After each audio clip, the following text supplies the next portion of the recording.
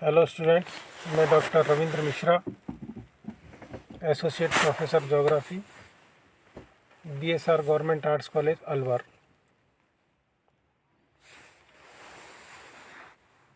भारत के प्रमुख उद्योगों में लोहा और इस्पात उद्योग के बारे में इससे पहले भी मैं जानकारी दे चुका हूँ। आज उसी क्रम को आगे बढ़ाते हुए लोहा और इस्पात उद्योग के स्थापना के बारे में जानकारी देंगे।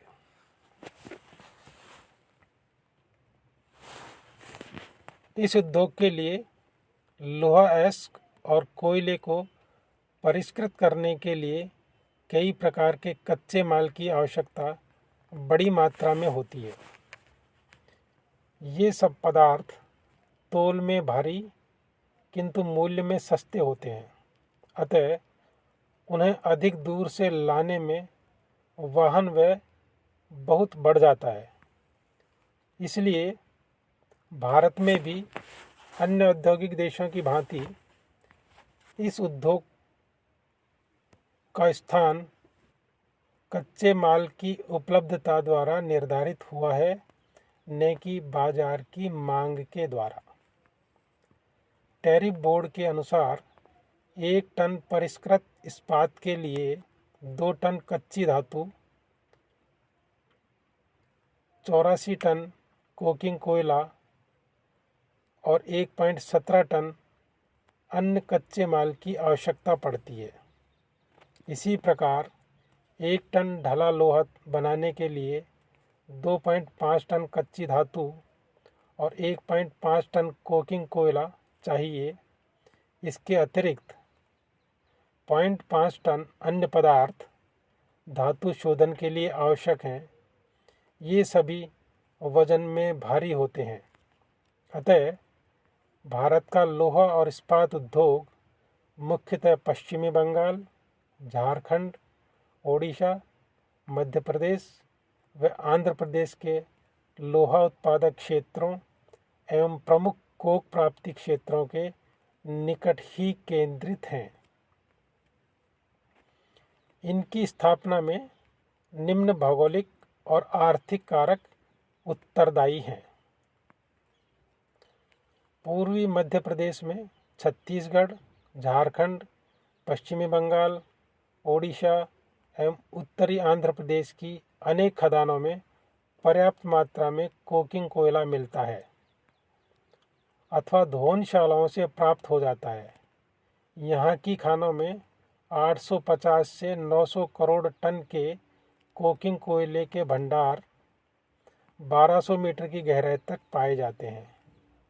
इसके अतिरिक्त यहाँ 400 करोड़ टन कोक बनाने योग्य कोयले के भंडार भी हैं।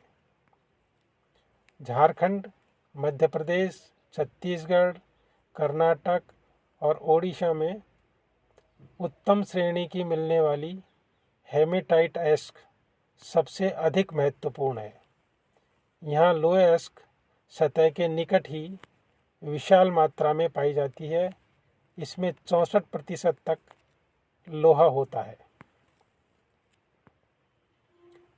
इस क्षेत्र में मध्य प्रदेश से लेकर पश्चिमी बंगाल तक काफ़ी परिमाण में चूने के पत्थर की खानें और डोलोमाइट पाया जाता है।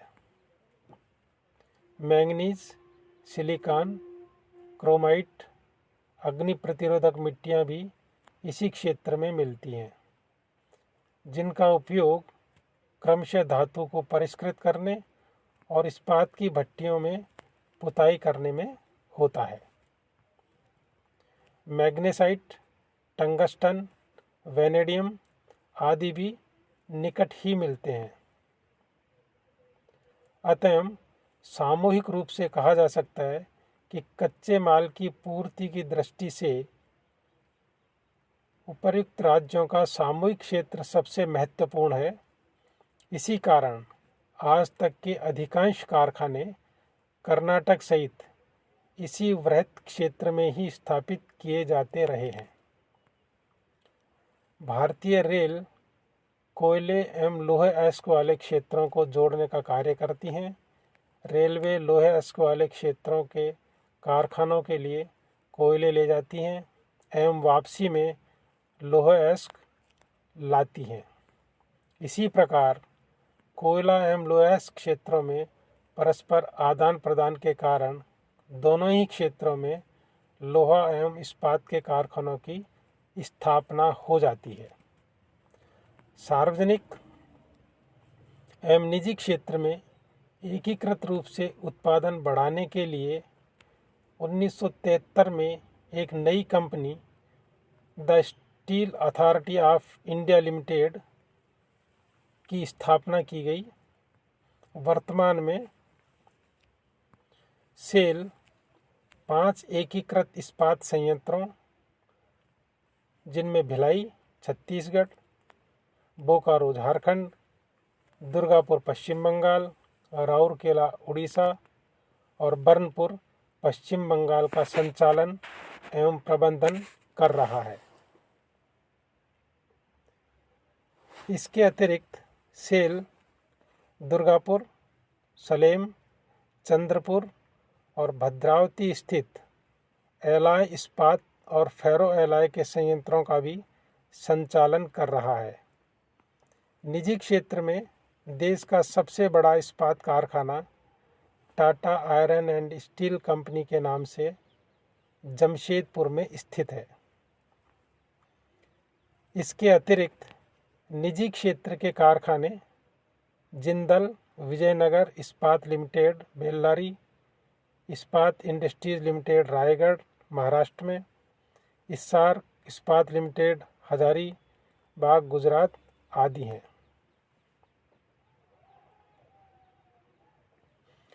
देश का छठा सार्वजनिक क्षेत्र का एकीकृत इस्पात संयंत्र विशाखापट्टनम में स्थापित किया गया है। इस देश का पहला तटीय इस्पात संयंत्र है जो राष्ट्रीय इस्पात निगम लिमिटेड द्वारा संचालित है। आज इतना ही। इसी क्रम को बढ़ाते हुए आगे वाले वीडियो में भारत के लोहा इस्पात उद्योग के बारे में आगे जानकारी देंगे।